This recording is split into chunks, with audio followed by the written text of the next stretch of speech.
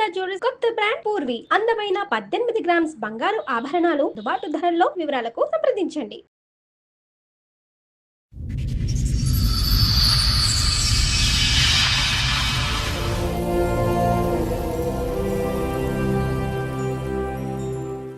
ఆడపిల్ల కోసం నన్ను పెళ్లి చేసుకుని ఇప్పుడు మరో ఆడపిల్ల జీవితాన్ని నాశనం చేయడానికి చూస్తున్నాడు నా భర్త అని అంటోంది ఉష.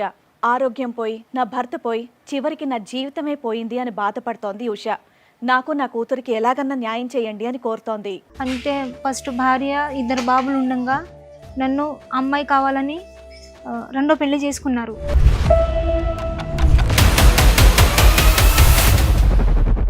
మా నాన్న బాగా తాగుబోతు, మా అమ్మ పిచ్చిది. మేము 4 అక్క చెల్లెలను చదువుకోలేదు. తర్వాత అన్న వచ్చి నేను చూసుకుంటాను, మంచిగా ఇంట్లో తీసుకెళ్తాను.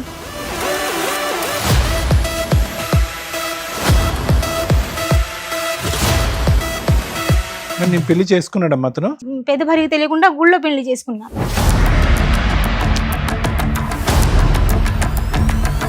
నీ వయసు ఎంత అమ్మా అప్పుడు? 16 సంవత్సరాలు ఉంటాయి. అతనికి ఎంత? అతనికి 30 దాటి ఉంటాయి. 30 ప్లస్. కాదు నాన్న, ఒకవేళ ఆడపిల్ల కాకుండా మగపిల్లడు పుట్టుంటే వదిలేసేవాడా? నువ్వు వదిలేసేదానివా? నన్ను చేసుకున్న తర్వాత కూడా ఇంకొక అమ్మ సహకారి పెట్టుకున్నాను.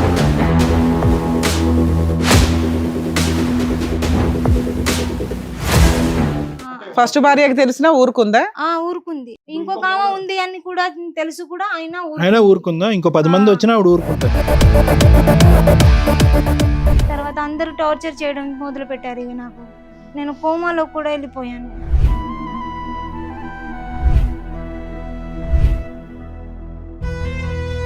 నువ్వు దేనికి పనికిరావు, సంసారానికి పనికిరావు, దేనికి పనికిరావు, నీకెందుకు ఉట్టిగా సాధాలు నేను ఇంట్లో.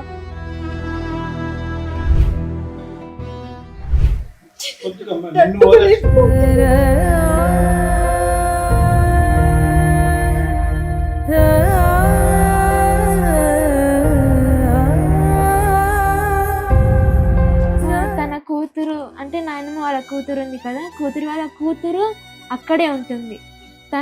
తను పడుకుంటది, తను తింటది, తనకే పెడతారు. కానీ నేను పనులు చేస్తాను, నేనంతా చేస్తాను, కానీ నాకు ఒక్క ఏమీ పెట్టరు. అన్నం తిను అమ్మ అని కూడా అడగరు. నన్ను ఏమీ అడగరు.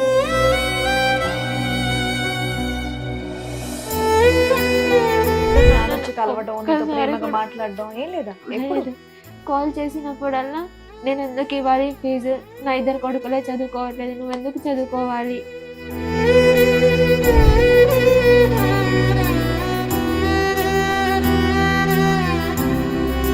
అమ్మకి కూడా అన్యాయం చేశారు. మొన్న ఆపరేషన్ అయింది, ఒక్కళ్ళు కూడా రాలేదు. నేనే కాళ్ళ మీద పడి నేనే చూసుకున్నాను అమ్మని.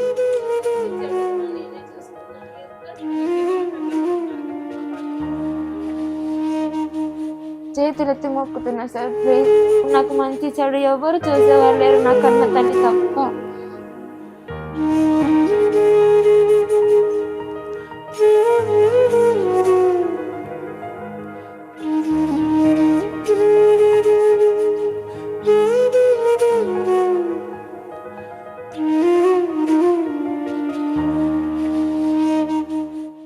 ఉషా గారు ఎక్కడి నుంచి వస్తున్నారండి? ఖమ్మం నుంచి వస్తున్నాను. ఖమ్మం నుంచి. చెప్పండి, ఇక్కడ వరకు దేనికి రావాల్సి వచ్చింది? దేనికి అంటే నన్ను రెండో పెళ్లి చేసుకున్నారు. రెండో పెళ్లి చేసుకున్నా అంటే ఫస్ట్ భార్య, 2 బాబులు ఉండగా నన్ను అమ్మాయి కావాలని రెండో పెళ్లి చేసుకున్నారు. పాప కావాలి. హస్బెండ్ నన్ను రెండో పెళ్లి, నాది రెండో పెళ్లి. పాప కావాలని రెండో పెళ్లి నన్ను చేసుకున్నారు. అంటే ఆయనకి మొదటి భార్య ఉంది, ఆయనకి అబ్బాయిలేనా? 2 అబ్బాయిలు. అయితే నాకు పాప కావాలి, నాకు పాప అంటే ఇష్టం. ఆవిడతోటే కంటే సరిపోయేది కదమ్మా, నిన్నెందుకు పెళ్లి చేసుకోవడం? అయితే మాది కొంచెం పూర్ ఫ్యామిలీ. లవ్ మ్యారేజా? లేదు మేడం, లవ్ అది ఏం లేదు. మాకు చాలా రోజుల నుంచి ఆయన తెలుసు. మా అక్క వాళ్ళు లేబర్ పనికి పోయేవాళ్ళు, అప్పటి నుంచి తెలుసు. మా అక్క పెళ్లి అయిన తర్వాత ఆయన మా ఇంటి కాడ రావడం పోవడం మర్చిపోయారు. తర్వాత నేను కొంచెం పెద్దగా అయిన తర్వాత కొంచెం మంచిగా ఉన్నప్పుడు ఆయన మళ్ళీ మా ఇంటికి రిటర్న్ రావడం చేశారు. చేసి నాకు 2 బాబులు, నేను కోటీశ్వరిని, నేను బాగా చూసుకుంటాను మీ అమ్మాయిని. మా నాన్న బాగా తాగుబోతు, డబ్బులు ఇస్తే తాగి ఎలా ఉంటారో ఆయనకే తెలియదు. మా అమ్మ పిచ్చిది. మేము 4 అక్క చెల్లెలను చదువుకోలేదు, ఒకళ్ళ కింద జీతాలు ఉండి పనిచేసి బతికిన వాళ్ళం. అయితే తర్వాత ఆయన వచ్చి నేను చూసుకుంటాను మంచిగా, ఇంట్లో తీసుకెళ్తాను, నాకు పాప పుడితే చాలు అని. ఒక పాప పుట్టిన తర్వాత ఇంట్లోకి తీసుకెళ్లారు. తీసుకెళ్ళి వాళ్ళే ఆపరేషన్ చేయించారు. ఒక పాప చాలు, 2 బాబులు ఉన్నారని ఇంట్లో తీసుకెళ్లారు. నేను పెళ్లి చేసుకున్నాడమ్మా అతను? చేసుకున్నాడు. ఎంత నీ వయసు అంటే ఎంత? తెలియకుండా, పెద్ద భార్యకి తెలియకుండా గుళ్ళో పెళ్లి చేసుకున్నాను. నీ వయసు ఎంత అమ్మా అప్పుడు? అప్పుడు 16 సంవత్సరాలు ఉంటాయి సార్. అతనికి ఎంత? అతనికి 30 దాటి ఉంటాయి. 30 ప్లస్. 35 దాటా? 30. ఆయన ఏం పని చేస్తాడమ్మా? ఇప్పుడు 44 సంవత్సరాలు అది ఉంటాయి. ఓకేలేండి. అప్పుడు పెళ్లి అయ్యేటప్పుడు నీకు 16, అతనికి 35. 30. 15 సంవత్సరాలు తేడా ఉంది దగ్గర దగ్గర. అయితే మీ ఆయన ఏం పని చేస్తాడు? ఏం చేయడమ్మా, ఇప్పటికి కూడా ఏం చేయడు. ఆయన బండి మీద తిరగడలు, మరి ఎలా పెళ్లి చేసుకున్నారు? బోల్డ్ అది డబ్బుంది, అది ఇది. తాయెత్తు అది ఏదో కడతారు వాళ్ళు, మంత్రాలు అది ఏదో మ్మ్. కడతారు. అయితే డబ్బులు ఇక డబ్బులు వస్తాయి, కాదమ్మా, ఆ డబ్బులతో ఎంజాయ్ మా చేస్తారు. నాన్నగారు ఏదైనా నమ్మి తాగేసిన తర్వాత కళ్ళు మూసుకుని పెళ్లి చేస్తాడు అని అన్నారు. కానీ మీరు ఇప్పుడు ఏం చెప్తున్నారంటే మీరిద్దరు వెళ్ళిపోయి గుళ్ళో పెళ్లి చేసుకున్నాను అని అంటున్నారు. మా నాన్న చనిపోయిన తర్వాత ఆయన గుడికి తీసుకెళ్లి పెళ్లి చేసుకున్నారు. నన్ను చూసుకుంటాను, నేను అమ్మాయి పుట్టిన తర్వాత ఇంటికి తీసుకెళ్తాను అని. తర్వాత అమ్మాయి పాప పుట్టిన తర్వాత ఇంటికి అమ్మ తీసుకెళ్ళి, మాట్లాడటానికి ఏమీ లేదు, ఎందుకంటే అమ్మకి పిచ్చి కాబట్టి. పిచ్చి అంటే తనకు అంత నాలెడ్జ్ ఉండదు. ఏం తను తెలీదు. ఎటు అమాయకత్వం. పోతున్నారు, ఏం నువ్వు చేస్తున్నారు. 5 ఆడపిల్లలు, ఎన్నో అమ్మాయివి? నేను 4 ఆమెని. పైన 3 బానే ఉంటారా? పైన ఒక అక్క చనిపోయింది, ఇంకో ఒక అక్కకి పెళ్లి చేసేసారు, ఇంకొక అక్కకి. ఆ. తర్వాత ఆమెకి 3 పిల్లలు, ఆయన భర్త చనిపోయిండు. ఉమ్. అక్కడ వాళ్ళు ఆ ఫ్యామిలీతో వాళ్ళే అక్కడే ఓకే, ఉంటారు. మీ మూడో ఆవిడ? మూడో అక్క కూడా పెళ్లి అయిపోయింది, 2 పిల్లలు. వాళ్ళు కూడా మరి వాళ్ళిద్దరిలో ఆల్రెడీ కుటుంబాలు వచ్చినాయి కదా, నీకు మంచి అబ్బాయిని చూసి పెళ్లి చేయొచ్చు, మంచి అబ్బాయిని. చనిపోయాడు అంటున్నా. మా నాన్న తాగి చనిపోయారు. తర్వాత మా అమ్మ అంతా- మరి మీ చెల్లి పరిస్థితి ఏంటి? మా చెల్లి చదువుకుంది, ఇప్పటికీ చదువుకుంటున్నా? చదువుకుంటుంది. తర్వాత ఇక నాకు పాప కావాలని ఇంట్లోకి తీసుకెళ్ళారు. అమ్మ ఓకే, పాప కావాలని అని అన్నిసార్లు చెప్పక్కర్లేదు. పాప గురించే నేను చేసుకున్నాడు, అర్థమైంది. పెద్దల సమక్షంలో చేసుకోలేదు, చేసుకోలేదు. దొంగతనంగా పెళ్లి చేసుకున్నారు. అవును. పెళ్లి అయ్యే టైంకి అతనికి 30-32 సంవత్సరాలు, నీకు 16 సంవత్సరాలు. 16 వాళ్ళ సంవత్సరాలు. భార్యకి తెలుసా నువ్వు వస్తున్నట్ట ఇంట్లోకి? అంటే ఆ ఇంట్లోకి నేను వస్తున్నట్టు ఆమె భార్యకి కూడా ముందే తెలుసు. అంటే నా దగ్గరికి వస్తున్నట్టు, పెళ్లి కాదు నాన్న, చేసుకోవాలని. ఒకవేళ ఆడపిల్ల కాకుండా మగ పిల్లడు పుట్టుంటే వదిలేసేవాడా? నువ్వు వదిలేసేదానివా? అతను చెప్పిన కారణాన్ని నువ్వు నమ్ముతున్నావు అంతేనా? ఒకవేళ మగ అంతే, పిల్లడు పుట్టుంటే ఇక ఏం చేసేదానివి? ఏంటంటే చూసుకుంటారేమో ఇక మేము నువ్వు కూడా ఆ టైంలో ఏంటంటే ఇంకా మాకు ఇంట్లో చూసుకునే వాళ్ళు ఎవరు లేరు, పని చేసే బదులు ఒక మంచి అబ్బాయి దొరికాడు, చేసుకుంటున్నాడు అని చేసుకున్నావు. గుడ్డిగా నమ్మినావు నువ్వు ఆయన అంతే. పెళ్ళయిందని తెలుసా నీకు? ఆయనకు పెళ్ళయింది అని అంటే మా అక్కతో సంబంధం ఇచ్చారు. అయితే వాళ్ళు అంత పెద్ద రిచ్, అన్ని లక్షలు కట్నం మేము ఇవ్వలేమని చేస్తే మా అక్కకి వేరే పెళ్లి చేసేసారు. వాళ్ళ సొంత అత్త కూతుర్ని కట్నం ఇచ్చారు కాబట్టి చేసుకున్నారు. తర్వాత నేను కొంచెం పెద్దగా అయిన తర్వాత నన్ను చూసి తర్వాత మా ఇంటికి మళ్ళీ రిటర్న్ రావడం చేసి నాకు ఆ ఆడపిల్ల కావాలి, 2 అబ్బాయిలు ఉన్నారు అని పెళ్లి చేసుకున్నారు. గుళ్ళో తీసుకెళ్లి దొంగతనంగా సరే అమ్మా, చేసుకున్నారు. మీరు అంత అమాయకంగా చెప్తున్నారు, ఆగండి. ఆ. ఆడ ఒక క్వశ్చన్ అడిగారు. ఆ, పక్కా ఇప్పుడు నువ్వుకంటే ఆడపిల్ల కాకుండా మగపిల్లాడు పుట్టుంటే ఆయన నిన్ను వదిలేసేవాడా? లేదు, నన్ను చేసుకున్న తర్వాత కూడా ఇంకొక అమ్మతో అఫైర్ పెట్టుకున్నారమ్మా. పోన్లే అమ్మ. సరే, తర్వాత మళ్ళీ చెప్పండి, కలిసారా? మీరు ఆడపిల్ల పుట్టినాక వెళ్ళి కలిసారా? ఆ, అంటే వాళ్ళ ఇంటికి తీసుకెళ్ళాడా? వాళ్ళ ఇంటికి అందరూ తీసుకెళ్ళారు. కలిసే ఉన్నారా? కలిసే ఎన్ని ఉన్నాను. సంవత్సరాలు ఉన్నారు? ఇప్పటికీ అక్కడే ఉన్నాను. ఫస్ట్ భార్య, పిల్లలు, నువ్వు మీ అమ్మాయి బానే ఉన్నారు. ఇల్లు ఇచ్చారంటే అది మా మరిది గారుల ఇల్లు, అది అందులో నన్ను ఉంచుతున్నారు. ఆ. ఆ, అంటే ఫస్ట్ ఒకే భార్యకి ఇల్లు. తెలిసినా ఊరుకుందా? ఊరుకుంది. ఇప్పుడు ఇంకో ఇంకో బావ 3 ఉంది అని కూడా తెలుసు కూడా ఆయన అయినా ఊరుకుందా? ఇంకో 10 మంది వచ్చినా ఆవిడ ఊరుకుంటది. అలా కదమ్మా. ఇప్పుడు ఆవిడ వయసు ఎంత? పెద్ద ఆవిడ వయసు ఎంత? ఉంటది సార్, సరే. 39 పెద్ద సంవత్సరాలు. వయసు ఆవిడకి. ఆ. ఓకే, వాళ్ళిద్దరికి దగ్గరగా ఉంది. దగ్గర. ఇతనేమి లైన్ లో చిన్న పిల్లల్ని ఏం పెళ్లి చేసుకోడు. ఆ, నిన్న ఒక్కదాన్నే 16 సంవత్సరాల అమ్మాయిని ఆ. చేసుకున్నాడు. అవును సార్. సరే చెప్పమ్మా. సారీ, నీకు ఆడపిల్ల పుట్టిందా? పుట్టింది సార్, ఇంట్లోకి తీసుకెళ్లారు. ఓకే, ఇక ఇంకో అమ్మాయితో అఫేర్ ఉందని నేనంటే సార్ నన్ను అందరూ తిట్టారు. నువ్వు చేసుకోలేదా, నా అంతే అబ్బాయి కదా. ఎంతమందిని చేసుకుంటే నీకేంటి అని మా అత్తయ్య తిడుతుంది. ఉమ్. తర్వాత అందరూ టార్చర్ చేయడం మొదలు పెట్టారు. ఇక నాకు ఉమ్. నేను కోమాలో కూడా వెళ్ళిపోయాను. ఎందుకు టార్చర్? ఎందుకమ్మా? దేని గురించి టార్చరు? టార్చర్ పాప పుట్టిన తర్వాత అది ఆస్తి పాస్తి మొత్తం అది ఉంటది కదా సార్. నువ్వేం కట్నం తీసుకొచ్చామని నీకు రాసి ఇవ్వాలి, నువ్వు లేబర్ అప్పుడే దాని ఆస్తి టాపిక్ ఎంత? మీ పిల్ల వయసు ఎంత ఇప్పుడు? 15 అంతే. మా మామయ్య గారి పేరు మీద ఉంది ఆ ఆస్తి. అవును. అయితే చిన్న కొడుకు పేరు మీద చేసేసారు, బిడ్డ పేరు మీద ఎకరం చేసేసారు. మా మామయ్య గారు ఎకరం ఉంచుకున్నారు. అయితే వీళ్ళ డాడీ పేరు మీద చేస్తే ఈ అమ్మాయికి వాటా వస్తుందని పెద్ద భార్య పేరు మీద చేయించారు. సో నీకేమీ Okay. లేకుండా చేశారని చెప్పి నువ్వు చేశారు. ప్రశ్నించావు. ప్రశ్నించాను, అంతేనా? కేసు కూడా వేశాను. ఉమ్. కేసు కూడా ఎప్పుడు వేశాను. వేసారు కేసు? ఆగస్ట్ అంటే పోయి 2003లో వేసాను. 2023లో 23లో 23. ఓకే. వేసాను. అయితే సార్ ఏమన్నారంటే ఎస్ఐ సార్ కోర్టులో వేసుకోమ్మా ఎఫ్ఐఆర్ రాస్తానని చెప్పారు. అయితే పెద్దవాళ్ళు కోర్టు వద్దు ఏం వద్దు, పాపకి 10 గుంటల పొలమును 2 గదులు ఇల్లు కట్టించి మంచి చెడు అన్ని చూసుకోవాలి అని చెప్పారు. 2.5 ఎకరాల్లో పాపకి 10 గుంటలు రాసి ఇవ్వాలి, తనకు గిఫ్ట్ రిజిస్ట్రేషన్ కింద రిజిస్ట్రేషన్ చేయించాలి అని చెప్పారు. అయితే తర్వాత మేడం నాకు హెల్త్ బాగలేదు, గాలి బ్లాడర్ రాయి వచ్చింది. రాయి వస్తే నేను కొంచెం నా కూలి నేనే చేసుకొని బతుకుతున్నా, ఏమి ఇయ్యడు. సారీ అమ్మా, ఏ ఆరోగ్య సమస్యలు ఉన్నాయమ్మా నీకు? గాల్ బ్లాడర్ లో స్టోన్ ఒకటి, ఇంకా కొంచెం నరాల వీక్నెస్, కోమాలోకి వెళ్ళిపోయాను నేను. ఈ టార్చర్స్ అన్ని కోమాలోకి వెళ్ళటం అంటే ఎలా వెళ్తారమ్మా? ఏమైంది? నేను బాగా వాంతింగ్స్ చేసుకున్నాను. ఎప్పుడు, ఎంతకాలం క్రితం? 2020లో. స్పృహలో లేకుండా ఎంతకాలం ఉన్నారు మీరు? 5 రోజులు ఉన్నాను. 5 రోజులు కోమాలో ఉన్నారు, స్పృహ లేకుండా. తర్వాత కళ్ళు తెరిచి. సరే, తర్వాత దానికి సంబంధించిన మందులు కూడా వాడుతున్నారు ఇప్పుడు? వాడుతున్నాను. ఏం మందులు వాడుతున్నారు? ఇక 2 సంవత్సరాల దాకా వాడాను. ఇప్పుడు ఆపేశారు? పర్వాలేదమ్మా ఇప్పుడు. ఏ మందులు వాడేవారో తెలుసా మీకు? మొన్న అంతకు ముందు 2 years వరకు ఏం డాక్టర్ గారు ఇచ్చారు కానీ అంటే నాకు అర్థం కావటం గురించి అమ్మా. ఫిట్స్ గురించి వాడారా? ఫిట్స్ గురించి, రైట్, ఫిట్స్ గురించి వాడాను. తర్వాత సార్ ఇక కేసు వేసిన తర్వాత పెద్దవాళ్ళు బాండ్ పేపర్ రాసిచ్చారు. రాసిచ్చిన తర్వాత నువ్వు దేనికి పనికిరావు, సంసారానికి పనికిరావు, దేనికి పనికిరావు, నీకెందుకు ఉట్టిగా సాదాలి, నేను ఇంట్లో ఇల్లు ఎందుకు కట్టించాలి నీకు, ఆ అమ్మాయి తీసుకెళ్తుంది రేపు, నా అవసరమా, ఎక్కడో అక్కడ చోట ఉండి తర్వాత వెళ్ళిపో మీ అమ్మోళ్ళ ఇంటికి అని చెప్తున్నారు సార్. అలా ఎప్పటిదాకా కలుస్తున్నారు మీరు?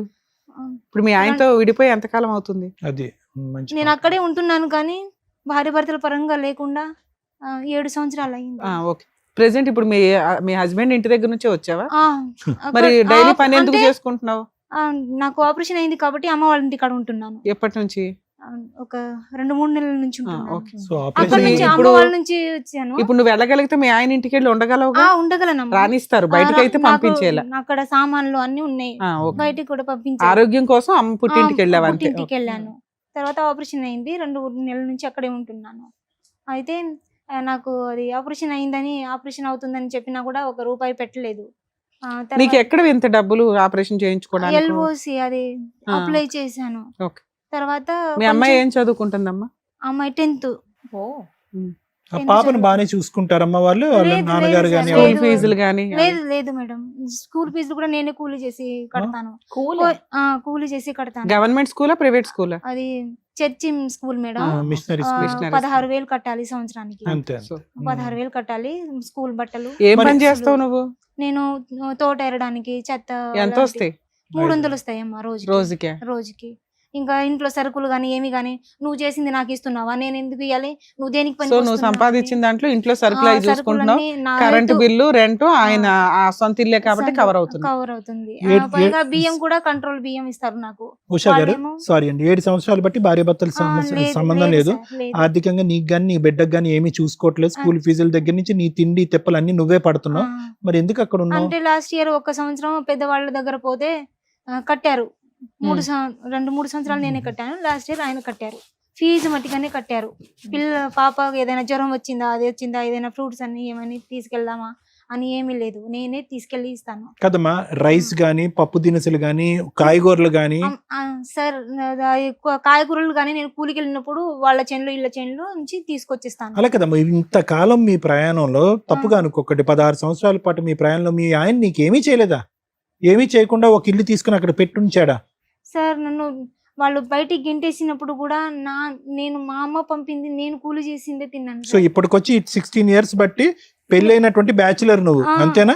నేను కూలి చేసే తింటున్నాను సార్, ఎందుకంటే వాళ్ళు అంత రిచ్ ఉన్నా కూడా నన్ను లేబర్ దాని లాగానే. ఏమి రిచ్ అమ్మా, ఎక్కడి నుంచి వచ్చింది వాళ్ళకి రిచ్నెస్? మీ ఆయన ఏమీ చేయడం అంటున్నాడు, మళ్ళీ రిచ్ అంటున్నాడు. కానీ వాళ్ళ డాడీ అదేదో తాయితులు కదా, వాళ్ళ డాడీ వాళ్ళ ఫ్యామిలీని మొత్తం ఆయనే చూసుకుంటారు. ఏదో తాయితులు కట్టే? తాయితులు కట్టే.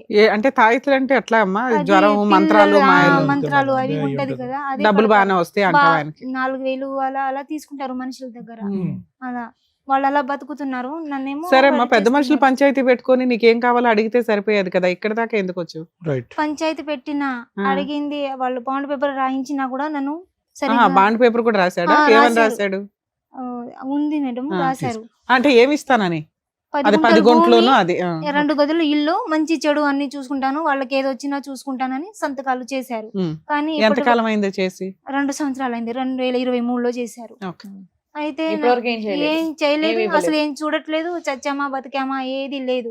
మరి కోర్టులో పిటిషన్ వేసుకుంటే సరిపోద్ది, నీ దగ్గర ఎవిడెన్స్ ఉన్నట్టే లెక్క కదా. అమ్మ, నా దగ్గర అంతా ఎక్కడికైనా వెళ్తే చంపేస్తాను, ముక్కలు ముక్కలు చేసి ఓహో. చంపుతాను. మరి ఇక్కడ ఏం వరకు చేసుకుంటారు? ఇక్కడ దాకా వస్తే ఇక్కడ వరకు పర్లేదా? వచ్చావు కదమ్మా డైరెక్ట్ మరి. టీవీలో కనిపిస్తారుగా. టీవీలో కనిపించిన నాకు ఎందుకంటే మేడం గారు సార్తో కొంచెం ధైర్యం ఉంటుందని వచ్చాను. నా దగ్గర డబ్బులు కూడా లేదమ్మా పెట్టుకోవడానికి. సరే, మీ అమ్మాయి కూడా వచ్చిందా మీతో పాటు? వాళ్ళ అమ్మాయి వచ్చిందంట మేడం. రామ్మా. వాళ్ళ పాప మేడం. మనీ పరంగా అయినా, చెప్పండి, డ్రెస్ ఏంటి పరంగా issues, ఏంటి అయినా, problem? తిండి పరంగా అయినా, ఏ విషయంలో అయినా నన్ను చూసుకుంటుంది. పుట్టినప్పటి నుంచి మా అమ్మే చూసుకుంటుంది. మీ నానమ్మ తాతయ్యలు ఉంటారా? వాళ్ళని ఎప్పుడైనా అడిగారా నాన్న అసలు ఏం పట్టించుకోవట్లేదు అని? మీ తాత బాగా పనిచేస్తాడంట కదా. నన్నేమి అడగరు, వాళ్ళు కూడా నన్ను వెటకారంతో చూస్తారు, పని మనిషి లెక్కే చూస్తారు. అసలు వాళ్ళ ఇంట్లో నువ్వు ఉండవు కదమ్మా ఎప్పుడు. ఉండను, చిన్నప్పుడు నాతో పని చేపించుకున్నారు వాళ్ళు. అమ్మమ్మ తాతయ్యలు ఇల్లు అంటే, నానమ్మ తాతయ్యలు ఇల్లు అంటే పనులు అలాగే చేస్తాం కదా కానీ, నాన్న. తన కూతురు అంటే నాయనమ్మ వాళ్ళ కూతురు ఉంది కదా, కూతురు వాళ్ళ కూతురు అక్కడే ఉంటుంది. Okay. తను పడుకుంటది, తను తింటది, తనకే పెడతారు. కానీ నువ్వు పనులు చేయాలి. నేను పనులు చేస్తాను, నేనంతా చేస్తాను, కానీ నాకు ఏమీ పెట్టరు. అన్నం తిను అమ్మ అని కూడా అడగరమ్మా. నన్ను ఏమి అడగరు. చాలా మీ బాధగా నాన్న అనిపిస్తుంది. అలా ఎప్పుడున్నావమ్మా? ఎన్ని సంవత్సరాల క్రితం ఉన్నావు అట్లా? అంటే నేను 5th క్లాస్ లో ఉన్నప్పుడు 5th to ఫిఫ్త్ వరకు అలాగే చేసుకుంటూ ఆ వచ్చాను. తర్వాత నుంచి వెళ్ళటం మానేసావా? వెళ్ళటం మానేశాను. అంటే మా మమ్మీ బాధ చూసి నేను వెళ్ళటం మానేశాను. ఇప్పుడమ్మా, ఇప్పుడు ప్రెసెంట్ పొజిషన్ ఏంటి? నువ్వు డే స్కాలరేనా? కాదు, హాస్టల్లో ఎప్పటి నుంచి హాస్టల్లో ఉంటున్నారు మీరు? 6th నుంచి హాస్టల్. 6th నుంచి హాస్టలే. నేను అక్కడే Okay. మీ ఉంటున్నాను. నాన్న వచ్చి కలవడం, నీతో ప్రేమగా మాట్లాడడం ఏం లేదా? ఎప్పుడు కాల్ చేసినప్పుడల్లా నేను ఎందుకు ఇవ్వాలి ఫీజు, నా 2 కొడుకులే చదువుకోవట్లేదు, నువ్వు ఎందుకు చదువుకోవాలి అని సో లాస్ట్ 5 years బట్టి నువ్వు వాళ్ళ సమక్షంలో లేవు. లాస్ట్ 4-5 years బట్టి వాళ్ళ సమక్షం లేదు. నువ్వు ఇప్పుడు కన్నీళ్లు కారుస్తూ బాధపడేటటువంటిది అంతా కూడా నువ్వు 6th standard లో, అంటే నీకు 10 సంవత్సరాలు ఉన్నప్పుడు, 11 సంవత్సరాలు ఉన్నప్పుడు జరిగినటువంటి దాని గురించి చెప్తున్నా. నువ్వు ఆ బాధ గురించి ఏడుస్తున్నావా, లేదంటే అమ్మకు కూడా వాళ్ళు అన్యాయం చేస్తున్నారు? అమ్మకి కూడా అన్యాయం చేశారు. మొన్న ఆపరేషన్ అయింది, ఒక్కళ్ళు కూడా రాలేదు. నేనే కాళ్ళ మీద పడి నేనే చూసుకున్నాను అమ్మని. మంచి చెడు కూడా నేనే చూసుకున్నాను. ఎవ్వరు మీ రాలేదు. పిన్నులు పెద్దమ్మలు ఉన్నారు కదమ్మా, వాళ్ళంతా మంచి కుటుంబాలే కదా. ఎవరు రాలేదు అప్పటికి. అవును, వాళ్ళు రాకపోతే నీకేం బాధ అనిపించట్లేదా? వీళ్ళు రాకపోతేనే బాధ అనిపించింది. కానీ మా డాడీ కన్న తండ్రి కదా, అవును. కన్న తండ్రి రాకపోవడం చాలా అసలు మీ బాధ. సరే వీళ్ళు రాలేదు, నీకు బాధ ఉంది. మీ పిన్ని పెద్దమ్మలు ఎవరు రాలేదా? లేదు, ఎవ్వరు నాకు తోడుగా లేరు. అమ్మమ్మ తోడుగా ఉండేది కానీ రాలేదు. తను ఏమ్మా మీ అక్క వాళ్ళు వీళ్ళు ఎందుకు రాలా నువ్వు హాస్పిటల్లో ఉన్నప్పుడు? అక్క వాళ్ళు అంటే వాళ్ళు కొంచెం వాళ్ళు కూడా కూలి చేసి బతుకుతారు కదా. కానీ పిల్ల ఒక్కతే ఉంటది కదమ్మా, చిన్న పిల్లకి తోడైతే ఉండాలి కదా ఎవరో మాతో ఒకళ్ళు. పాటు వచ్చిన బాబు ఉన్నారు, కొంచెం మాకు హెల్ప్ చేశారు. ఇప్పుడు వచ్చిన బాబు మేడం అడిగేది నీ పుట్టి నుంచి నీకేమైనా సపోర్ట్ ఉందా, లేదు, లేదంటే లేదు. వాళ్ళు కూడా మీ లేదు, మా అత్తింటి చెల్లి మాత్రమే సపోర్ట్ ఉంది మాకు. చెల్లి మాత్రమే. పెద్ద అవేంటమ్మా ఇద్దరు పేపర్స్ మొన్న సెటిల్మెంట్ అయినవా?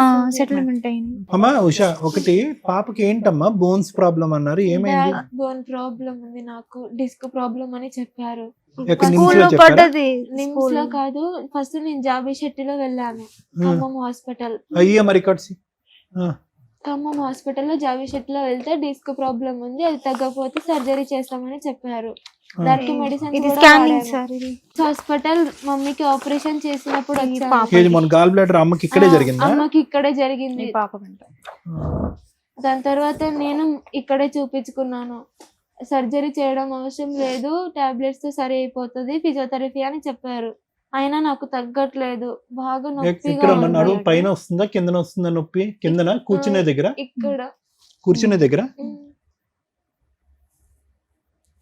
ఈ కాళ్ళు లాగిద్ది. మరి వీళ్ళు మందులు పెట్టారు కదమ్మా, ఈ మందులు పెట్టాక ఎలా ఉంది మరి నీకు? అది మందులు వేసుకుంటున్నప్పుడే బాగుంటుంది, బాగుంటుంది. లేదంటే మళ్ళీ పెయిన్. కానీ సర్జరీ అని అన్నారమ్మా? సర్జరీ ఏం చెప్పలేదు, మళ్ళీ ఫిజియోథెరపీ చేశారు. వాటన్నిటికీ ఎటువంటి హెల్ప్ చేయట్లేదు మీ నాన్న? ఈ విషయం లేదు. తెలుసా అట్లీస్ట్ ఇలా తెలుసు, జరిగిందని? ఇదంతా జరిగిందంతా తెలుసు, కానీ ఒక్కసారి కూడా రాలేదు మేడం. ఎందుకు చేసుకున్నాడు? ఆడపిల్ల కావాలని ఎందుకన్నాడు? ఇప్పుడు నువ్వు రెగ్యులర్ గా స్కూల్కి వెళ్తున్నావా లేదంటే ప్రాబ్లం ఇంటి దగ్గర మమ్మీ దగ్గరే ఉంటున్నావా? వెళ్తున్నాను. ఎలా వస్తున్నాయమ్మా మార్కులు? ఎలా వస్తున్నాయమ్మా నీకు? బాగానే. బాగా చదువుకుంటున్నావా? ఏమవ్వాలని నీ జీవితంలో నీ కోరిక పెద్దయ్యాక? No. లా చేయాలన్నా? లా చేసి మీ నాన్న మీద ఫైట్ చేయాలా?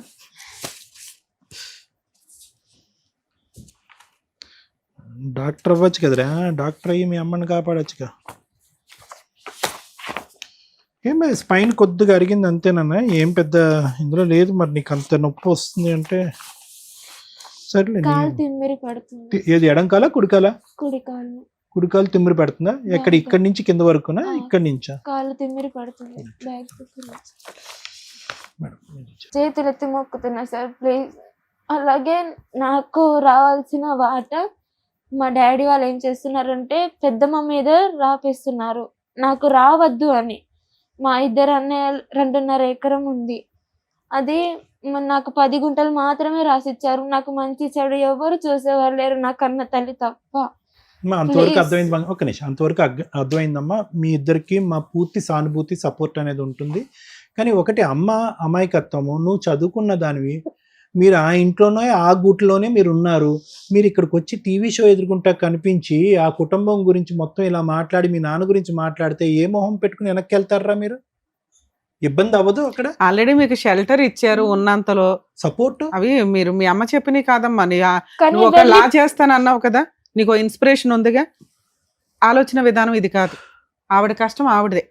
నువ్వు పర్ఫెక్ట్ గా చదువుకొని మీ అమ్మను పోషించడం ఎట్లా అని ఆలోచించినా. ఈ ఆస్తులు నీకు సంబంధించినవి కాదు, వస్తే వచ్చినాయి లేకపోతే లేదు. ఇంకో 5 ఏళ్ళు అడిగితే నువ్వే జాబ్ చేసి మీ అమ్మను పోషించగలవు. ఆవిడ చేసిన మిస్టేక్ అవి, నీ తలకి చుట్టుకోవడానికి లేదు. నువ్వు చదువుకో అమ్మా, నీ చదువుకో, భవిష్యత్తు ఫస్ట్ కాన్సన్ట్రేట్ ఉందంతా. చేయి. ఆవిడ ప్రిపేర్ చేసిన డైలాగులు లాగా ఉంటాయి తప్ప నువ్వు అంత ఎమోషన్ అయ్యేంత కేసు కాదు నాన్న. ఇది మనకి ఎంత అర్హతో అంతే. అట్లాగే నాన్న ఒకటి, చేద్దాము. అమ్మా, మీరైతే అక్కడ కూర్చోండి నాన్న. ఒకటమ్మా, నువ్వు 6 సంవత్సరాలు 5 సంవత్సరాలు బట్టి ఇంటి బయట ఉండి హాస్టల్లో ఉండి చదువుకుంటున్నావు. దయచేసి నీ మనసును పొల్యూట్ చేసుకోవద్దు. నువ్వు ఏడుస్తున్నావు, బాధపడుతున్నావు కరెక్టే, కానీ ఇది ఒక పెద్ద చిక్కుముడి సమస్య.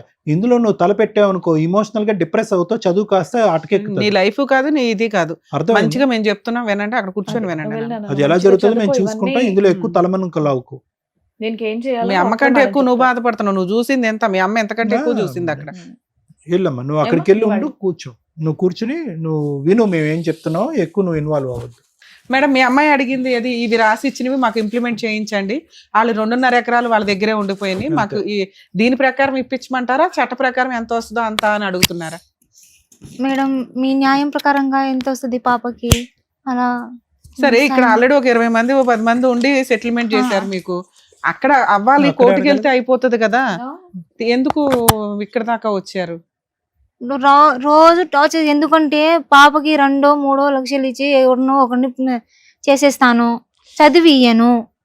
నేను చదివియ్యను, నా పిల్లలే చదువుకోవట్లేదు, వాళ్ళే పని చేస్తున్నారు, అది అర్థమైంది. ఓకే అమ్మ. చదివియ్యను.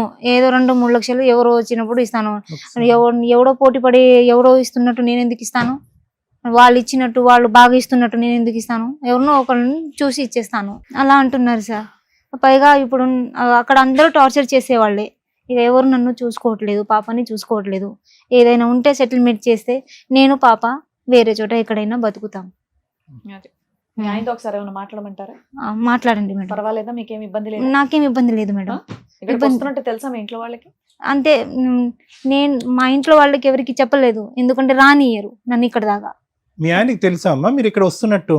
మా ఆయనకు కూడా తెలియదు. అమ్మా, ఇది ఎంత రిస్కో తెలుసా? మీ ఇద్దరు చేసేటటువంటి పని. ఈ రోజు మీ వెనకట్లు నేను రమ్య మేడం పోలీసుల్లో ఖమ్మం వరకు వస్తారు అనుకున్నారా? ఎల్లకాలం అక్కడ కూర్చుంటా అంటాడా? ఈ ఊరు పెద్దలు రోజు మొహాలు ఎందుకంటే అక్కడ బాధ నేను భరించలేకపోతున్నాను. ఏం బాధమ్మా? బాధ అంటే ఏంటో తెలుసా? కొంచెం అది నీకు ఆస్తి కావాలి అనే బాధ గురించి నువ్వు లేదు మాట్లాడలేదు సార్. నేను ఆస్తి కాదు సార్, కొంచెం అక్కడ ఉంటున్నా కూడా మనుషుల్లో వాళ్ళ మనుషులక మమ్మల్ని చూడట్లేదు. మరి అక్కడ ఎందుకు ఉండడం? పక్కకి వెళ్ళి పని చేసుకుంటూ నువ్వు నీ బిడ్డ హాయిగా ఉండొచ్చు కదా. ఇప్పుడు వరకు నీకు అతని దగ్గర నుంచి వచ్చినటువంటి ఆధారం సపోర్ట్ ఏమీ లేదు. లేదు సార్. మరి దేని గురించి నువ్వు ప్రాధేయపడుతున్నావు? దేని గురించి అంటే అమ్మాయి కొంచెం ఫ్యూచర్ ఉంది కదా, ఏదైనా మీ న్యాయం ప్రకారంగా ఏదైనా ఇప్పిస్తే అది కొంచెం పాపతో నేను ఉషా గారు చెప్పి రావటం మంచిది. మనస్ఫూర్తిగా నేను చెప్తున్నాను, చెప్పి రావాలమ్మా. ఈ రోజు ఆ అది ఇంటికి ఎక్కడికైనా వెళ్ళాలి. వెళ్దామంటేనే చంపిస్తాను అది ఇది అని మరి బెదిరిస్తున్నారు ఇప్పుడు ఎలా కదా. వచ్చారు అంత దూరం నుంచి ఇక్కడికి? అందుకని కొంచెం సపోర్ట్ ఉంటారని. ఇంత దూరం ఏమని చెప్పొచ్చారు మరి? అడుగుతారు కదా ఎక్కడికి వెళ్ళారని. మేడం లాస్ట్ లో మేము చెప్పిన తర్వాత మీకు అర్థం అవుతుంది ఆ, ఫోన్ చేయాలా వద్దా అని డెసిషన్ తీసుకొని Decision చెప్పండి. తీసుకున్నప్పుడు మమ్మల్ని నమ్ముకొని వచ్చారు కదా, ఉమ్. ఫోన్ చేస్తే ఎంత డేంజరో ఎక్స్ప్లెయిన్ చేస్తాము, ఫోన్ చేయకుండా లీగల్ గా ఎలా వెళ్ళాలి ఏంటి ఉచితంగా ఎలా జరుగుతుందో ఎక్స్ప్లెయిన్ చేస్తాం. అంతే మేడం. ఓకేనా? చాలా బాగా Better. చెప్పారు మేడం, కరెక్ట్ గా చెప్పారు సార్ మేడం.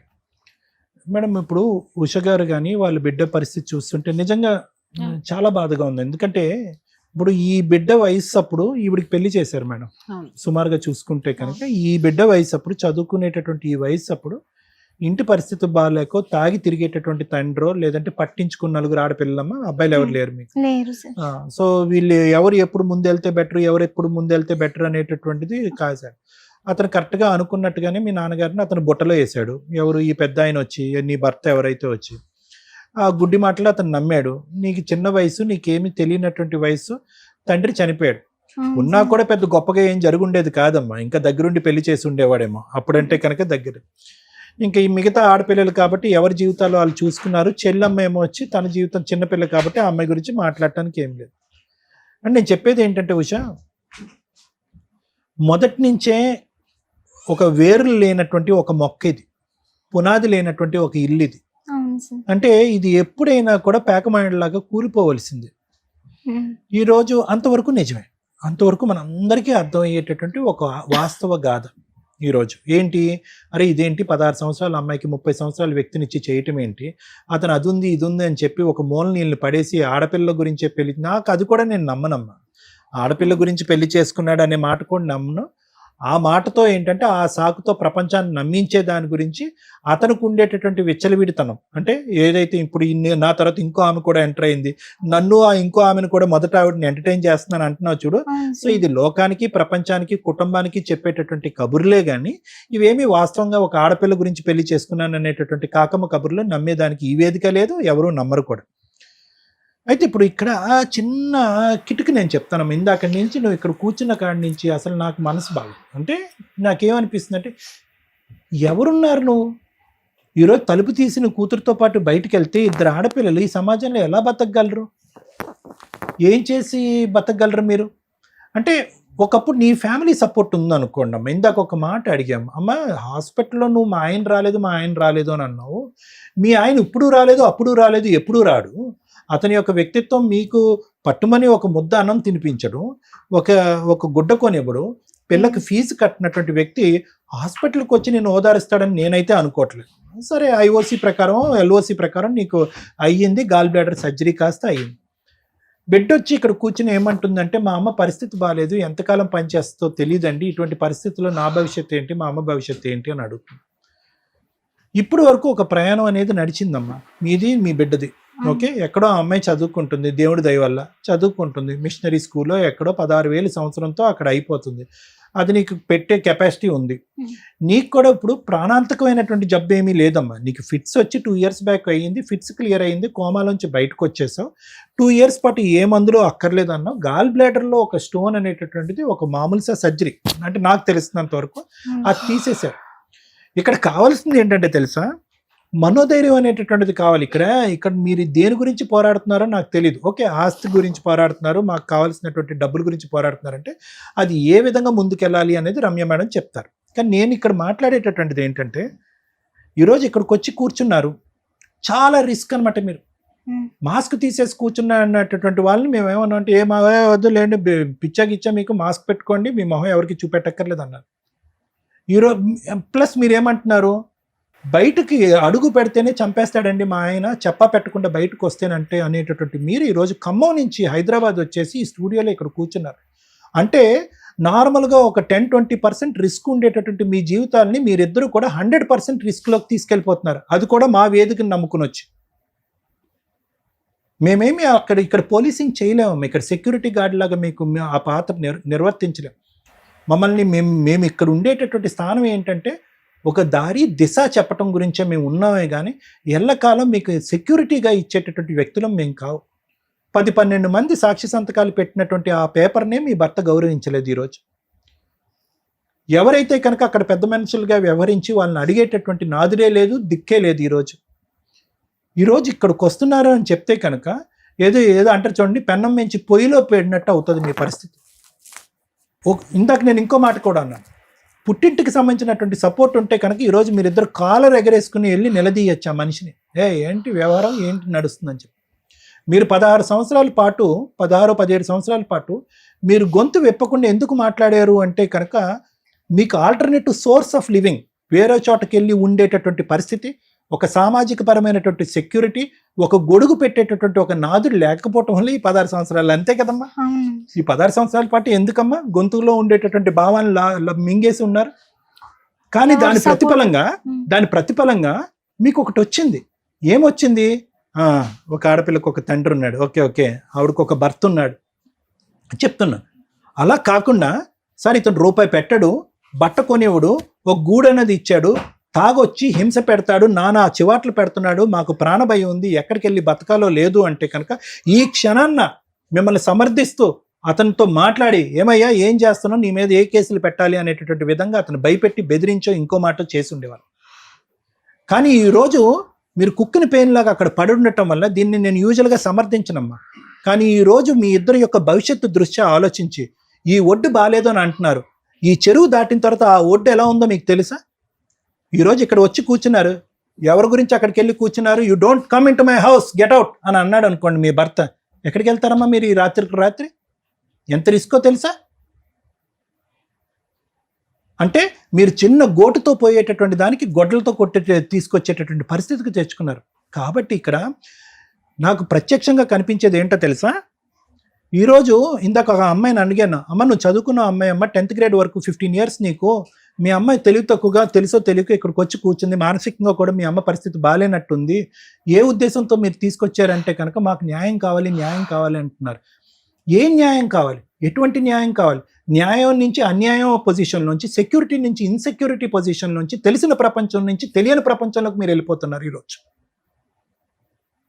ఫైట్ చేద్దాం, పోరాడదాం, ఆస్తి గురించి పోరాడదాం, మానసిక పరమైనటువంటి ప్రశాంతత గురించి పోరాడదాం. కానీ ఇలా రావటం వల్ల ఏమవుతుందంటే మీరు ఇంకా మేము ఇది డిస్క్లోజ్ చేయట్లేదు, మీ పేర్లు కానీ ఇవన్నీ డిస్క్లోజ్ చేయకుండా అది కట్ చేసి కన్సీల్ చేసేటటువంటి ప్రయత్నం ఎందుకు చేస్తున్నారంటే కనుక ఇంకా వెనక్కి వెళ్ళిన తర్వాత మీ పరిస్థితి జటిలం అవ్వదు.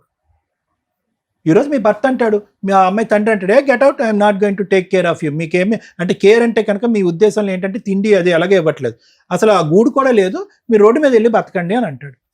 చెప్తున్నానమ్మా, ఆ పరిస్థితిని ఒక్కసారి కళ్ళు మూసుకుని ఊహించుకోండి, తట్టుకోలేరు మీరిద్దరు. అది సార్ ఆ గూడు కూడా మా మరిది గారిది, అది ఆయన కూడా నేను షాప్ పెట్టాలి, ఇంట్లో నుంచి బయటికి వెళ్ళు అంటున్నారు. అమ్మ మరిది గారిదైనా ఎవరిదైనా మీ హస్బెండ్ యొక్క పర్మిషన్ ఉంటేనే మీరు అక్కడ ఉంటున్నారుగా. ఈరోజు మీ హస్బెండ్కి ఇంకా కోపం వచ్చి ఆ గూడు కూడా లేదు అని చెప్పి మరిది గారితో చెప్పి మిమ్మల్ని బయట పంపిస్తే అది నేను ఒక్కసారి ఊహించుకోమంటున్నాను. అతనితో ఇంకా శత్రుత్వం పెంచుకునేటటువంటి పరిస్థితిని తెచ్చుకోవద్దు. ఈరోజు మీకు ప్రధానంగా కావాల్సింది ఏంటంటే సామాజిక పరమైనటువంటి భద్రత కావాలి ఇద్దరు ఆడవాళ్ళకి. అతను ఎవరో పెద్ద ఆయన అక్కడ వచ్చి కూర్చున్నాడు, అతను ఎంతకాలం నిలబడతాడు? ఎవరు ఉండరు. మీరిద్దరు ఎన్ని సముద్రాలు ఈడుతారు? ఆ అమ్మాయి లాయర్ అవ్వాలి అనుకుంటున్నారు, బోల్డ్ అంత భవిష్యత్తు కళ్ళగంటుంది ఆ అమ్మాయి. ఈరోజు ఇవన్నీ కావాలి అంటే దీనికి ఒక కుటుంబం కావాలి. ఇక్కడ హింసలు జరగలే, హత్యలు జరగలే, ఫిజికల్ టార్చర్ లేదు, ఇక్కడ మానసికంగా నిన్ను దూరం పెట్టారు. దానికి ఎలా పోరాడాలి, ఆస్తిపరంగా ఏం ఫైటింగ్ చేయాలన్నది ఆలోచిద్దాం. కానీ కంప్లీట్గా ఇలా చిన్న తాడుతో ఏలాడేటటువంటి మీరు కత్తిరి తీసుకుని ఆ తాడుని కూడా కట్ చేసుకోవద్దు అనేటటువంటిది నా విజ్ఞప్తి. దయచేసి ఆలోచించుకోండి. ఇది ఫైటింగ్ చేద్దాం, కానీ ఏంటంటే ఉన్న పరిస్థితి నుంచి ఇంకా దిగజారేటటువంటి పరిస్థితిని తెచ్చుకోవద్దు. మీ ఇద్దరు చాలా అంటే చాలా డిప్రెషన్లో ఉన్నారు, మానసిక వేదనలో ఉన్నారు. ఆ డిప్రెషన్ అది తొలగించి మీరు ఆలోచించగలిగితే కనుక మీ పోరాటం క్లియర్ కట్గా ఎలా వెళ్ళాలనేటటువంటిది, ఏ దారిని వెళ్ళాలన్నది మీకు అర్థమవుతుంది. Thank you sir. కొంచెం బాధగా అనిపిస్తుంది ఎపిసోడ్ మనం ఏదైతే చూస్తున్నాం. ఇందాక సార్ చెప్పారు వాళ్ళిద్దరూ డిప్రెషన్లో, నిజం. ఎందుకంటే చూస్తే మనకే అర్థమైపోతుంది, ఎక్కడ మెడికల్గా పెద్ద తెలియాల్సిన అవసరం కూడా లేదు. సార్ ఎక్స్పర్ట్, ఇంకొంచెం ఈజీగా ఎవిడెన్స్ తోటి మాట్లాడుతుంది. సెకండ్ మ్యారేజ్లు చేసుకుంటే మీ అవసరాల కోసం మీరు సెకండ్ మ్యారేజ్ చేసుకుంటున్నారు, కానీ దాని పర్యవసానం ఎవరు అనుభవిస్తున్నారు? మీ పిల్లలు. ఈ రోజున ఒక 15 ఏళ్ల పిల్ల వచ్చి ఆవిడ బాధపడుతున్న విధానం ఎలా ఉందంటే, వాళ్ళమ్మ 15 ఏళ్ళు 16 ఏళ్ల నుంచి పడిన బాధని ఆ అమ్మాయి ఒక్కతే ఎక్స్ప్రెస్ చేస్తుంది. అంటే పిల్లలు ఇక్కడ టాయ్ అయిపోతున్నారు. ఒకవేళ భర్తతో ఈవిడ విడిపోయిందే అనుకోండి, తండ్రి పేరు కూడా పెట్టని కేసులు చాలా మందికి ఉంటున్నాయి. నాకు తండ్రి పేరు కావాలండి ఎలా అని 15 ఏళ్ల తర్వాత 20 ఏళ్ల తర్వాత అడుగుతున్న వాళ్ళు ఉన్నారు. అంటే ఒక స్త్రీ కానీ ఒక పురుషుడు కానీ ఇలాంటి ఒక రిలేషన్ పెట్టుకునేటప్పుడు ప్రెగ్నెన్సీలు వస్తే నిజంగా నరకం పడుతున్నది వాళ్ళకి పుట్టిన పిల్లలు. ప్రాపర్ లీగల్ మ్యారేజ్ లేదు, చట్టం మనకేం పెద్ద ఫెసిలిటీస్ ఇవ్వదు. 2 పుట్టిన పిల్లలకి ఫస్ట్ భార్య పిల్లలు కానీ ఫస్ట్ భార్య కానీ విలన్స్ లాగా చూస్తూ ఉంటారు. అది ఎంత ఇన్సెక్యూర్డ్ పడతారో తెలుసా ఆ పిల్లలు. సెకండ్ భార్యకు సంబంధించిన పిల్లలు కానీ సెకండ్ భార్య కానీ, ఎందుకమ్మా మీ అవసరాల కోసం మీరు సెకండ్ పెళ్ళిళ్ళు చేసేసుకొని ఆ రోజుకి మీ కంఫర్ట్ జోన్. ఈ కేసే మనం ఎగ్జాంపుల్గా తీసుకుంటే తండ్రి ప్రాపర్గా లేరు, తల్లి ప్రాపర్గా లేదు, ఉన్నదంతా ఇంటర్నెట్ ఆడపిల్లలు. వాళ్ళు కూడా బాగానే సెటిల్ అయ్యి ఒక స్టేజ్కి వెళ్ళొచ్చు. అందరు అమాయకులే, నాకు తెలిసినంత వరకు అందరూ అమాయకులే. ఆ అమాయకత్వంలో వాళ్ళకి ఆ రోజున ఉన్న అవసరం అవకాశం ఏంటి? ఫలానా మ్యారేజ్ అయిపోయి 2 పిల్లలు ఉన్న వ్యక్తి నేను చేసుకుంటానమ్మా, నిన్ను చూసుకోగలను తప్ప నీకు నా ఫస్ట్ భార్యకి ఇచ్చినంత సింహాసనం ఇవ్వను అనే చెప్పారు. చేసుకునేటప్పుడు ఈ కేసులో అలా చెప్పాడు. 2వ కేసులో కానీ 3వ కేసులో కానీ 100వ కేసులో కానీ ఏం జరిగిద్దంటే ఇంతే. ఆ టైంకి మోహం, ప్రేమ, అవసరం, అవకాశం, సెకండ్ మ్యారేజ్లు చేసుకోవడానికి రీజన్స్, మోసం, లవ్ ఇవన్నీ యాడ్ అవుతుంటాయి. సెకండ్ మ్యారేజ్ చేసుకున్న అమ్మాయి ముందే డెసిషన్ తీసుకోండి. జెంట్స్ ఇలాంటి కేసుల్లో యూజ్ అండ్ త్రో లాగానే ఉంటే నా లైఫ్ ఏంటి? అన్ని కేసులు ఇప్పుడు మనం కొంతమందిని చూస్తున్నాం, చక్కగా వచ్చి వీడియోలు చేసుకుంటూ వెళ్తూ ఆదర్శ దంపతులా తిరిగే అంత స్టోరీ అందరికీ ఉండదు. ఎందుకంటే ఇక్కడ ఎప్పుడు కూడా ఒక రిలేషన్ని డామినేట్ చేసేది ఫైనాన్స్, డబ్బు.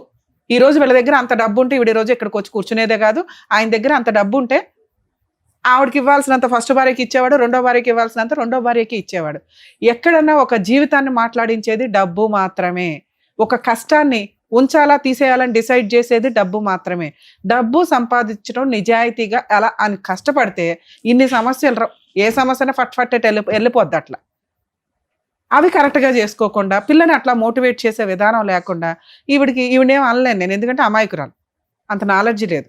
కానీ మిగతాయి బాగానే మాట్లాడుతుంది. ఆవిడకి ఉన్న నాలెడ్జ్లో పెళ్లి చేసుకున్నాడు భర్తే చూసుకోవాలి, భర్తే ఆస్తిలో వాటా ఇవ్వాలి, వాళ్ళు ఎట్లా వారసులో నా కూతురు కూడా అలాగే వారసురాలు కదా అని. ఇక్కడ మీకు డౌట్ రావచ్చు, సెకండ్ వైఫ్ పిల్లలు లీగల్ వారసులు కాదా? ఎక్స్ప్లెయిన్ చేస్తా. సెకండ్ భార్యకి వారసత్వ ఆస్తుల్లో ఎటువంటి వాటా రాదు. ఫస్ట్ భార్యకు కూడా వారసత్వ ఆస్తిలో వాటాలు రావు. ఫస్ట్ భార్య పిల్లలకి సెకండ్ భార్య పిల్లలకి వారసత్వ వాటా షేర్ వస్తుంది. మరి యాన్సిస్టర్స్ ప్రాపర్టీ ఎక్కడి నుంచి వచ్చింది? ఇక్కడ మామగారు బతికే ఉన్నారు, ఆయన సెల్ఫ్ ఎక్వైర్డ్ ప్రాపర్టీ. ఆయనకు 2.5 ఎకరాలు ఉన్నాయి. 2.5 ఎకరాలు ఎవరికి ఇవ్వాలి అనేది ఆయన ఇష్టం. ఆయన ఫస్ట్ భార్యకి అంటే కొడుకు యొక్క ఫస్ట్ భార్యకి 2 ఎకరాల 10 గుంటాస్ రాశారు, అంటే 2.5 రాశారు. ఒక పావు ఎకర ఏదైతే ఉందో పావు ఎకర 10 గుంటాస్ సెకండ్ వైఫ్ వల్ల పాపకి రాశారు. ఇందులో ఇక పాప పెళ్లి ఖర్చులు కానీ పాప చదువులు కానీ వీళ్ళ మెయింటెనెన్స్ కానీ వాళ్ళే చూసుకుంటామని ఈవిడికి ఫుల్ అండ్ ఫైనల్ సెటిల్మెంట్ కింద, ఫుల్ అండ్ ఫైనల్ కాదులేండి, ఈవిడ పెట్టిన పంచాయతీకి పెద్ద మనుషులు కానీ వాళ్ళు ఒప్పుకున్నది కానీ ఈవిడికి ఒక 2 గదులు ఇల్లు ఒకటి కట్టించి ఇస్తాం ఉండడానికి అని. సో మెయింటెనెన్స్ నడుస్తుంది, పిల్ల పెళ్లి నడుస్తుంది, ఆస్తిలో పిల్లకి ఒక 10 గుంట్లు ఈవిడికి. ఇంతేనా మేడం నాకు చట్ట ప్రకారం వచ్చేది అంటే? ఇది ఇందాక మీరు ఒక మాట అన్నారు, మేడం నేను ఇక్కడికి వస్తే లేదా ఎక్కడికన్నా వెళ్తే కేసులు వేసుకోవచ్చు కదమ్మా అంటే మీరు అన్నారు చంపేస్తాడు మేడం ఎక్కడికి వెళ్ళినా అని. ఇంత పెద్ద పంచాయతీ పెట్టి నోరు మూసుకొని మీకు ఒక అగ్రిమెంట్ రాసిస్తే చంపేసేది ఎక్కడ? అలా చంపే ఉద్దేశం ఉంటే అగ్రిమెంటే రాయడు. అలా వెనకబడి హింసించే వాళ్ళు అయితే పెద్ద మనుషులు పంచాయతీగా కూర్చోరు. ఎందుకంటే నీ వెనకాల ఎవరు లేరు, నిన్నేమైనా చేయొచ్చు. కానీ నువ్వు పెద్ద మనుషులు బతులాడావో ఏదో కూర్చోబెట్టావు, వాళ్ళు వచ్చారు నీకు ఇది రాసిచ్చారు అంటే వాళ్ళు సొసైటీకి కొంత భయపడే వ్యక్తులు. నీకు మోసం చేశామనేది వాళ్ళకి అర్థమవుతుంది. 2, ఇది ఒక ఆయుధం క్రియేట్ చేసావు చూసావా, సూపర్. నువ్వు చేసిన పని ఏంటంటే నువ్వు ధైర్యశాలివి అని నాకు ఎక్కడ అనిపించిందంటే నువ్వు ఇది రాయించగలిగావు. ఆయన నిన్ను చంపే అంత సీన్ లేదని నాకు ఎక్కడ అనిపించిందంటే మీరు ఒక 10 మంది 15 మందిని కూర్చోబెట్టి రాయించగలిగారు. ఇక్కడ నేను రిక్వెస్ట్ చేసేది ఈ ప్రాబ్లం నీది, నీ కూతురుది కాదు. పిల్లని నీ జంజాటంలోకి లాగమాకు. సూపర్ పిల్ల, 5 ఏళ్ల నుంచి మీరేంటో మీ కుటుంబం ఏంటో అమ్మాయికి తెలియనే తెలియదు. గవర్నమెంట్ నుంచో లేకపోతే మిషనరీ నుంచో ఆ అమ్మాయికి మీరు నామినల్ ఫీజు కడుతున్నారు, ఓ 16,000. రెండోది ఆ అమ్మాయి చదువుకుంటుంది. ఈ జంజాటం ఈ తొక్కులో 10 గుంటల కోసం 5 గుంటల కోసం మీరు ఆ పిల్లని ఇక్కడికి వచ్చి సింపతి గెయిన్ చేయించకండి. ఎందుకంటే అమ్మ కష్టపడుతుందనే బాధ ఉంది చూసారా, గుండెల్లోంచి వస్తుంది ఆ పిల్లకి. అమ్మ కష్టపడుతుంది, వీళ్ళు చూసేది ఏంటి, నేను చూడాలా అని ఇంకొక 5 ఏళ్ళు అయితే పిల్ల లైన్లోకి వచ్చేస్తుంది. అలా నువ్వు భద్రకాళిలాగా పిల్లని పెంచాలి నాన్న, అర్థమవుతుందా? ఇది నా రిక్వెస్ట్. ఎందుకంటే పిల్లకి నీ తలనొప్పి చెప్పకు, ఏమీ లేదు. నువ్వు 6 ఏళ్ల నుంచి 10 ఏళ్ల నుంచి పోరాడుతున్న తలనొప్పి ఏదైతే ఉందో ఏమీ చేయలే, అవునా? నిన్ను నువ్వు పోషించుకుంటున్నావు, పిల్లను పోషించుకుంటున్నావు, ఉన్నంతలో పంచాయతీలు పెడుతున్నావు, ఇంతే. పిల్ల చదువుకుంటుంది, కంప్లీట్ చేస్తుంది. చదువుకు కావాల్సిన హెల్ప్ ఏం చెయ్యాలి అనేది మీరు ఇంకెప్పుడైనా మాట్లాడితే దానికి మేమేమన్నా ఫైనాన్షియల్ గా సపోర్ట్ చేయించగలమని ఒక ఎపిసోడ్ చేయగలుగుతాం తప్ప ఇక్కడ నుంచి వద్దు. ఒక నిమిషం, నువ్వు అడిగిన 4 పాయింట్స్ నేను చెప్తా. పాపని ఈ ప్రాబ్లం నుంచి క్లియర్ చేయండి. అమ్మాయికి ఈ కేసుకి సంబంధమే లేదు. ఇంకెక్కడా కూడా పిల్ల కూర్చొని మాట్లాడొద్దు. సరే, పిల్లకి రావాల్సిన హక్కులు వచ్చేస్తాయి. రెండోది, ఆ ఇంట్లో మా మరిది ఇల్లండి, నన్ను ఉంచారు, ఎప్పుడన్నా నన్ను బయటకు తోసేయొచ్చు అని. ఆళ్ళు తోసేమనేది ఏంటి, అక్కడ నీకు ప్రశాంతంగానే లేదు, నీకు హాయిగానే లేదు, నరకం కనిపిస్తుంది నీకు ఆ ఇంట్లో. ఎందుకంటే నువ్వు హాస్పిటల్కి వెళ్ళినా ఎవడో అక్కడ సరౌండింగ్ లో లేరు, తిప్పి కొడుతూ ఒక గది ఉండి ఉంటుంది, అంతకంటే పెద్ద నీకేం యంత్రభవనం కూడా ఇచ్చి ఉండరు. ఆ అంతోటి గది నీకు 300 500 వాటర్ కూడా లేవు, వాటర్ కూడా మోసుకురావాలి. అదే నాన్న చెప్తా, నొప్పితో నేను గాలి బాటం నొప్పితో తట్టుకోలేక ఆపరేషన్. నాన్న ఒక్క నిమిషం వినండి. అంటే మీకు ఎంత న్యాయం చేయగలగమో 100% చెప్తాం. ఒక్కొక్క ప్రాబ్లమ్ నువ్వు క్లియర్ చేసుకుంటూ వెళ్తుంటే ఓహో నేను ఈ డెసిషన్ తీసుకోవాలనేది మీకు అర్థం అవుతుందని నా రిక్వెస్ట్. నేను తింటున్నాను కాబట్టి ఆయనకి ఏమి అనిపించట్లేదు కదా. వినండి నాన్న, మీరు ఆల్రెడీ 10 ఏళ్ల నుంచి 15 ఏళ్ల నుంచి మీరే తింటున్నారు. మీకు ఆయన ఇచ్చింది ఒక 500-1000 రూపాయల షెల్టర్, అది అక్కడ మనకు అవసరం కూడా లేదు. వాళ్ళు వెళ్ళిపోమనేది ఏంటి, ఏంట్రా నువ్వు నాకు ఇదేనా ఇచ్చేది, నేను అంతూ తెలుస్తాను పదా అని మీరు లీగల్ గా యువతలకు రావాలా. మీరు ఇది రాయించుకునేవారు. ఎందుకంటే ఆ షెల్టర్ నీకు ఇంపార్టెంటే కాదు, ఉండగలిగినంత ఉండు, ఎప్పటిదాకా ఇది సెటిల్మెంట్ అయ్యేదాకా. మేడం మీరు కొంచెం ఏడుపు ఆపితే నేను చెప్పేది మీకు గుర్తుంటదేమో అని నా ఆశ. అదే పిల్లకి నేర్పిస్తున్నావు నాన్న, నీ కష్టం నీ జీవితం ఆ పిల్లకి నేర్పించకండి. అంటే అందరూ టార్చర్ చేసేవాళ్ళు. ఎందుకమ్మా ఉండటం, నీ మేడం మిమ్మల్ని ఎవ్వరూ టార్చర్ చెయ్యట్లా. మీ దృష్టిలో టార్చర్ ఏంటి అంటే మిమ్మల్ని పట్టించుకోకపోవడం, మిమ్మల్ని వచ్చి ఎవరో కొట్టట్లేదు. అమ్మ మీరు సెకండ్ వైఫ్ అమ్మ, మీకు ఎందుకు ఇంపార్టెన్స్ ఇస్తారు, ఇవ్వరు. మీకు అదే చెప్తున్నాను నేను, ఇవ్వరు. నువ్వు ఆ గొయ్య తరపుని నువ్వు ఎత్తుకో, నువ్వు వెళ్ళి నువ్వు కూర్చున్నావు. కరెక్టే మేడం, మాట్లాడు, ఇంకేం మాట్లాడదా కూల. పెళ్లి చేసేసుకొని అర్జెంట్ గా ఆ జంజాటంలోకి పిల్లలు నాకు వచ్చి సింపతిగా ఏం చేయాలంటే ఎట్లా అమ్మా? మీ హక్కులు ఏంటో మీకు తెలియవా? నీకు జిల్లిగా రాదు పగపోతలు. ఆయన చట్ట ప్రకారం మీతో సహజీవనం ఆయన సెకండ్ వైఫ్ అని ఒప్పుకున్నాడు ఈ అగ్రిమెంట్ లో. ఇదే పెద్ద శాసనం. ఓకే, నీకు కావాల్సింది ఏంటి? ఆ ఇంట్లో ఉండడమా ఉండకపోవడమా నీ ఇష్టం అమ్మా. వాళ్ళు తరిమేయాల్సిన అవసరమే లేదు, వాటర్ లేదు, ఏమీ లేదు, అక్కడే ఉండాలనుకోవడం లేదు. 2 నెలల నుంచి మీ అమ్మ వాళ్ళ ఇంట్లో ఉంటున్నావు, నీ తిండి నువ్వు తింటున్నావు, నీ కాళ్ళ మీద నువ్వు ఉంటున్నావు. ఆయన వెయ్యకపోయినా ఇప్పటికిప్పుడు నువ్వు రోడ్డు మీద పడిపోయే సీన్ అయితే లేదు. సో ఇప్పుడు నువ్వు చేయాల్సిన పని ఏంటి? అన్నీ నేను చూసుకుంటున్నా, ఎందుకు ప్రశాంతంగా వదిలేయాలి? ఇవి వసూలు చేయటం ఎట్లాగా? ఇది ఈ స్టేజ్ మీదకి మీరు వచ్చారు. ఇక్కడ మేమేమంటున్నా అంటే సార్ కానీ మేము కానీ బాధపడింది ఎందాక, అరే ఆ ఇంట్లో నుంచి తరిమేస్తే అట్లాగా అని. ముందు అది ఆల్టర్నేట్ చూసుకో. ఆ ఇంట్లో నుంచి తరిమేసినా పర్వాలేదండి, నేను ధైర్యంగా లీగల్ గానే వెళ్ళాలనుకుంటున్నాను, కానీ నాకు లీగల్ సపోర్ట్ తెలియదు, ఎవరి దగ్గరికి వెళ్ళాలో తెలియదు, అడ్వకేట్ల ఫీజులు పెట్టుకోలేను, నాకు ఇది ఇంప్లిమెంట్ చేయించండి అని నువ్వు అడుగుతున్నావు. ఓకేనా? దానికి నేను చెప్తాను. ఇప్పుడు నీకుండే హక్కులు, పాప ఆల్రెడీ ఇంకా మైనరు, నీకు అమ్మాయికి మెయింటెనెన్స్ కావాలని పిటిషన్ ఫైల్ చేసుకోవచ్చు. ఒకటే కేసు చెప్తున్నా, నేను అన్నీ చెప్పను. డొమెస్టిక్ వైలెన్స్ కేసు అంటారు. దాంట్లో పాపకి నీకు మెయింటెనెన్స్ కేసు వేయొచ్చు, ఇది ఇంప్లిమెంట్ చేయమని అడగొచ్చు. ఓకే, ఇది అడ్మిట్ అయిపోయిన ఫ్యాక్ట్. కోర్టే నీకు రిజిస్ట్రేషన్ కి సంబంధించిన ఆర్డర్స్ అన్ని ఇస్తుంది ఈ కేసులో. మరి నేను లాయర్ని పెట్టుకోలేను మేడం, మరి అట్లాగా ఖమ్మం నేను అక్కడ దాకా వచ్చి చేయలేను. మా టీంకి సంబంధించిన ఒక నెంబర్ నీకు ఫార్వర్డ్ చేస్తా, మీరు 100% మీ వంతు ప్రయత్నం మీరు చెయ్యండి. ఎక్కడన్నా తేడా కొడితే మేమేం చేయాలో నీకు మళ్ళీ ఫోన్లో చెప్తాం. ఎందుకంటే మీరు ఈ ఒక్క కేసు ఫైల్ చేస్తే మీకు సెటిల్మెంట్ అవుతుంది. దీనికి ముందు నువ్వు చేయాల్సిన పని, పోలీస్ స్టేషన్కి వెళ్ళి ఒక కంప్లైంట్ ఇవ్వు. అక్కడ ఎవరు ఫోన్ నిన్ను ఎంటర్టైన్ చేయట్లా, ఎందుకంటే నువ్వు మాట్లాడే విధానం వాళ్ళకి తెలియపోయింది అనుకో, నాకు ఒక ఫోన్ చేయి, నేను మాట్లాడతా పోలీసులతో. పోలీస్ స్టేషన్ లో నీకు మ్యాటర్ సెటిల్మెంట్ అవుతుంది. ఈ స్టేజ్ మీదకి ఇలాంటి సెన్సిటివ్ కేసులు మాట్లాడలేమ్మా.